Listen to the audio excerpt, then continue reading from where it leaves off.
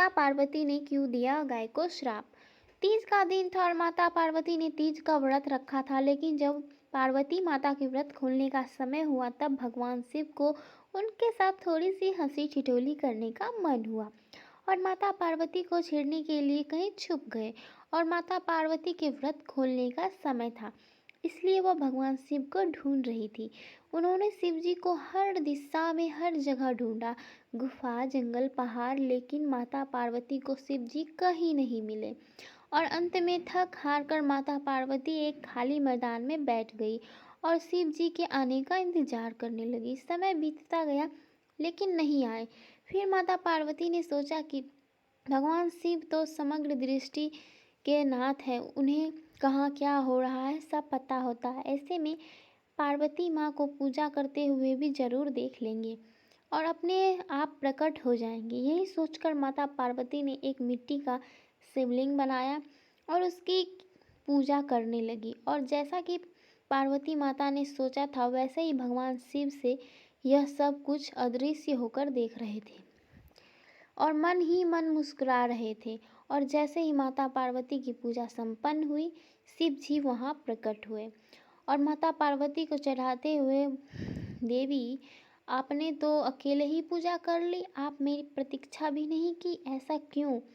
सब पार्वती जी ने कहा कि हे प्रभु, मेरे तो आपका बहुत इंतजार किया, लेकिन सूर्यास्त हो चुका था और रात होने वाली थी, इसलिए मैंने शिवलिंग बनाकर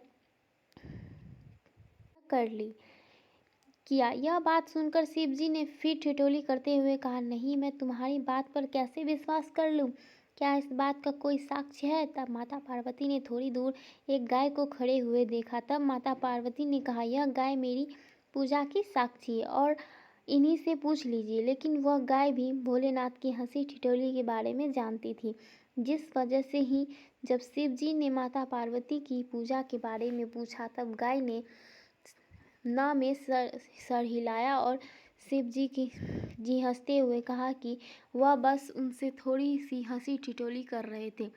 वह सच जानते हैं, लेकिन अपने पति के सामने झूठा कहलाने का कलंक माता पार्वती को सहन नहीं हुआ और उन्होंने गाय को श्राप देते हुए कहा, जिस तरह आज तूने झूठ बोला है उसी तरह अब तुझे जूठन ही खानी पड़ेगी।